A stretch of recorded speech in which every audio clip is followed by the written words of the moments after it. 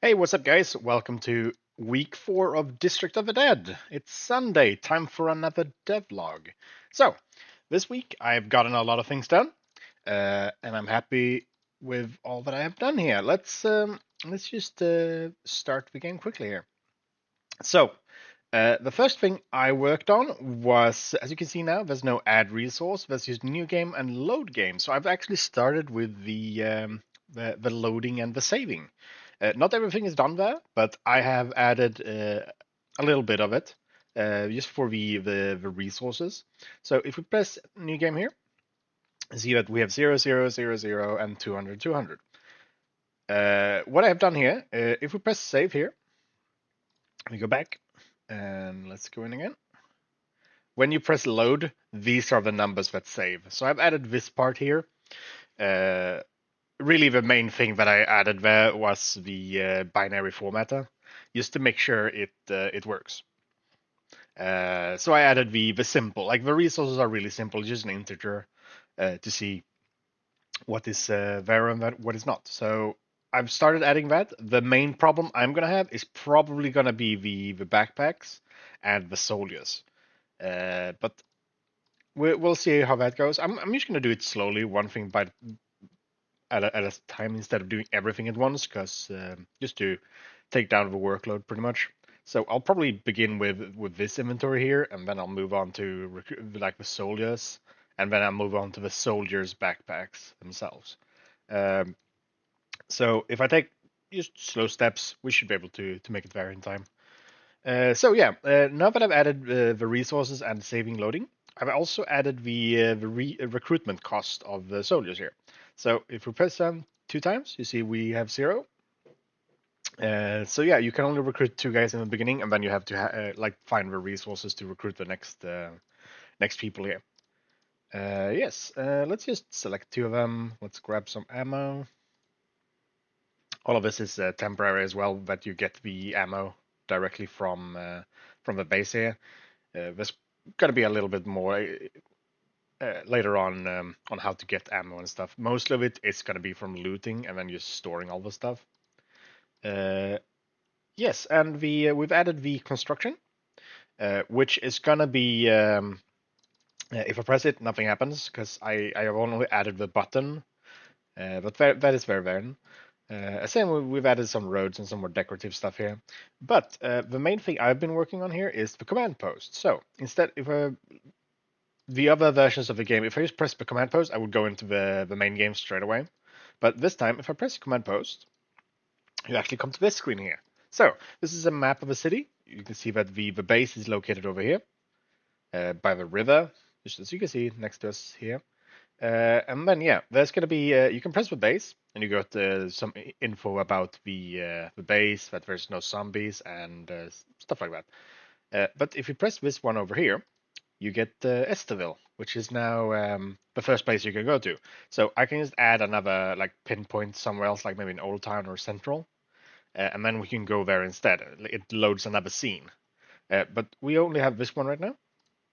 So you can see here the zombies are low and the loot is low. That's kind of what this is going to be like a suburb.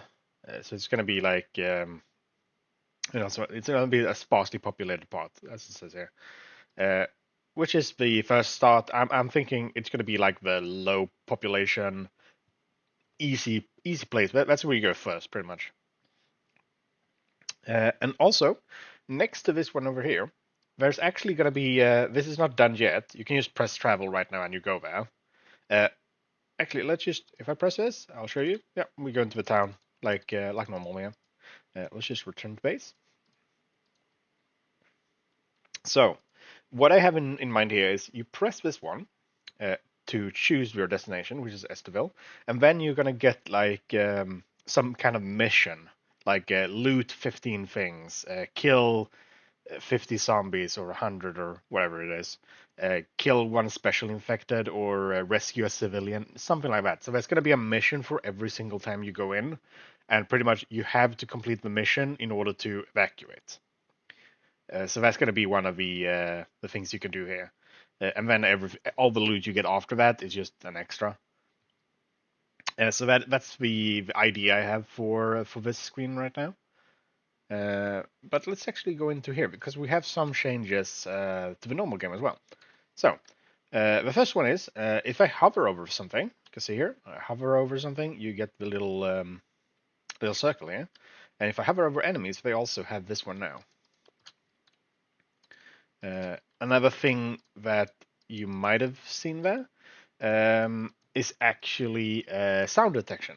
So when you saw this guy came over here and yeah, you can see some of them just keep showing up now the more activity you really do here.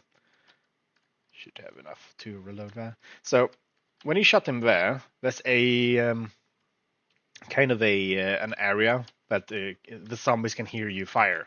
So when he shot at this guy over here, these two heard the gunshot and came running. Same with this zombie over here, he came over here as well. I'll show a little bit better with that with the grenades.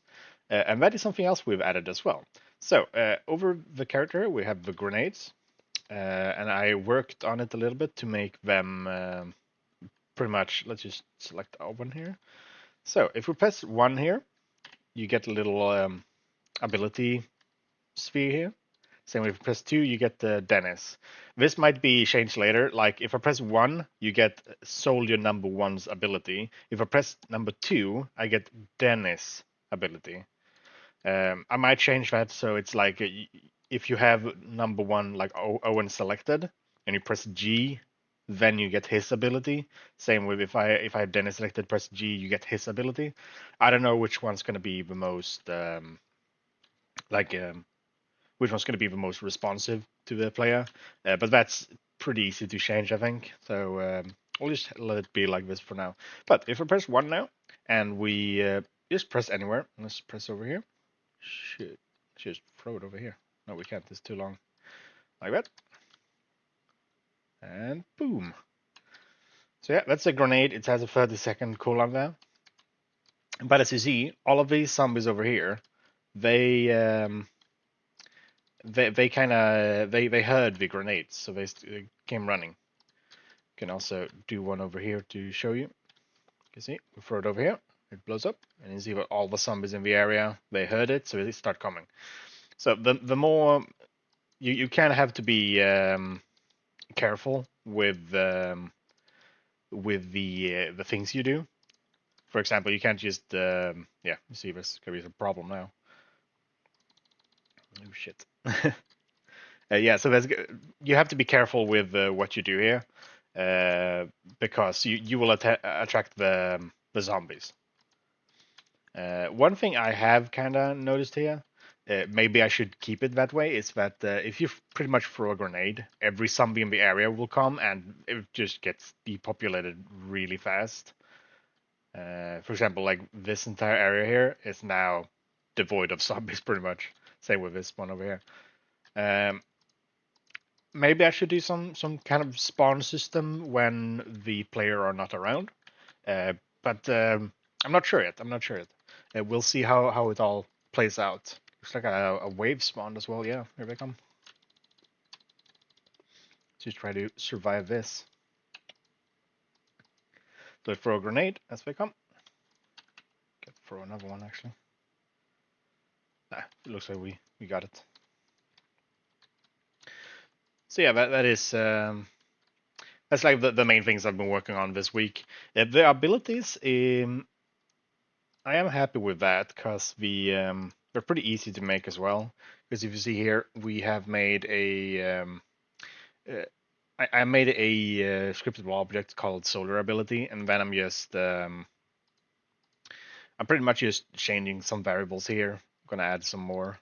So if I wanted to change this into like a flash grenade or a stun grenade or something, could probably be done pretty easily. I would just change the grenade object into a flash object and have another script on it. So pretty easy to do. But next week, I am planning on fixing the. Let's see if we can get the scenes.